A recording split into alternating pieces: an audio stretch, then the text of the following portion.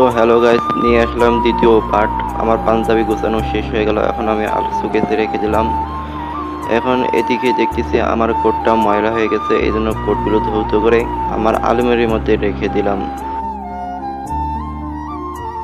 আমার উঠানে কাঁঠালের গাছে কাঁঠাল ধরেছে। তো গাইস, তোমরা কে কে কাঁঠাল পছন্দ করো খেতে, অবশ্যই অবশ্যই তোমরা কমেন্টে জানাবে। এইদিকে একটু আমি বাড়ির পিছনে ঘোরার জন্য আসলাম।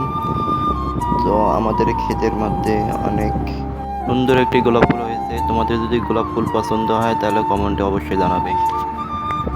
তো বন্ধুরা, এখন আমি ফ্রেশ হচ্ছি, কারণ একটু পর সন্ধ্যার আজান দিয়ে দেবে, নামাজ পড়ব। তো তোমরা যদি সকলে নামাজ না পড়ে থাকো, ইনশাল্লাহ নামাজ পড়বে এবং ভিডিওটি কেমন হয়েছে তাও জানাবে কমেন্টের মধ্যে।